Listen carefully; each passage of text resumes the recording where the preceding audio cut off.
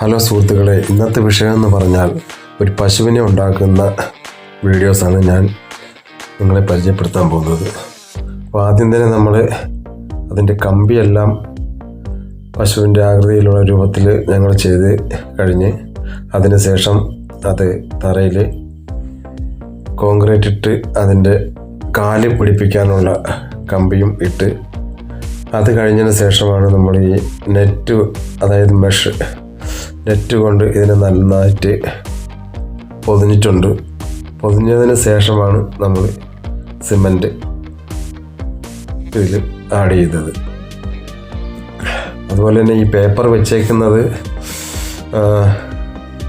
Chicken mesh എന്ന് പറഞ്ഞൊരു സംഭവമുണ്ട്. അത് എല്ലാവർക്കും അറിയാവുന്നതാണ്. ആ ചിക്കൻ മെഷ് വെച്ച് പൊതിഞ്ഞാൽ അത് വലിയ ഹോളുണ്ട്. ആ ഹോള് ചാന്ത് വയ്ക്കുമ്പോൾ അകത്ത് പോകാതിരിക്കാൻ വേണ്ടിയാണ്, അതായത് മാല വയ്ക്കുമ്പോഴത്തേക്ക് അതിനകത്ത് പോകാതിരിക്കാൻ വേണ്ടിയാണ് നമ്മൾ പേപ്പർ വെച്ചിട്ട് അതിനെ ചിക്കൻ മെഷ് കൊണ്ട് പൊതിഞ്ഞിട്ട് ഇങ്ങനെ സിമൻറ്റ് വർക്ക് ചെയ്യുന്നത്.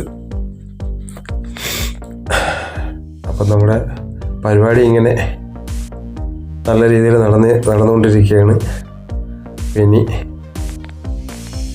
ഒരു 3 ഘട്ടവും കൂടെ ഇതിനെ സിമൻറ്റ് വർക്ക് ചെയ്യേണ്ട ആവശ്യമുണ്ട്. ഇതിപ്പോൾ ഫസ്റ്റ് ലെയറാണ് അടിക്കുന്നത്.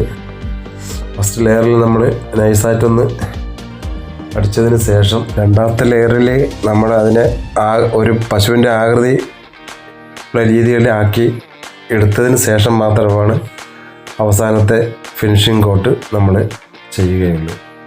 അപ്പോൾ രണ്ടാമത്തെ കോട്ട് അടിക്കുമ്പോൾ തന്നെ നമുക്കിതിൻ്റെ രൂപങ്ങളെല്ലാം, എവിടെയെല്ലാം ഇതിൻ്റെ ഒടിവുകളും അതിൻ്റെ വശവുകളും ഷാഡുകളും ഇതെല്ലാം വരുന്നത്, അതെല്ലാം നമുക്ക് ഈ രണ്ടാമത്തെ മാല് ചെയ്യുമ്പോൾ മാത്രമേ നമുക്കത് ചെയ്യാൻ പറ്റത്തുള്ളൂ. അത് കഴിഞ്ഞാൽ മൂന്നാമത്തേന് നമ്മൾ മൊത്തത്തിൽ ഫിനിഷ് ചെയ്താണ് വരുന്നത്. മൂന്നാമത്തെ ലെയർ അടിക്കുമ്പോഴത്തേക്ക് മൊത്തത്തിൽ ഫിനിഷ് ചെയ്ത് ക്ലൈസിങ് ആക്കി തേച്ചെടുക്കുകയാണ് നമ്മൾ ചെയ്യുന്നത്. എല്ലാവരും അങ്ങനെയാണെന്ന് അറിയത്തില്ല, നമ്മൾ അങ്ങനെയാണ് ചെയ്യുന്നത്. അപ്പം നമ്മളിതിൻ്റെ കണ്ണ്, കൊമ്പും കാതെല്ലാം ചെയ്തിട്ടുണ്ട്. ഇതിൻ്റെ ഫ്രണ്ടിലത്തെ എല്ലാ വർക്കും ഒരുവിധം നമ്മൾ ഭംഗിയായി ചെയ്തിട്ടുണ്ട്. ഇനി ബാക്കിലോട്ടുള്ള ഭാഗങ്ങളും കൂടെ ഒന്ന് മോഡിഫൈ ചെയ്യാനുണ്ട്. അപ്പോഴത്തേക്ക് മാത്രമേ ഇതിൻ്റെ രൂപം നല്ലതായി കറക്റ്റായി വരത്തുള്ളൂ. ഏതായാലും തരക്കേടില്ലാത്ത രീതിയിലാണ് നമ്മൾ വർക്ക് ചെയ്തെടുത്തിരിക്കുന്നത്.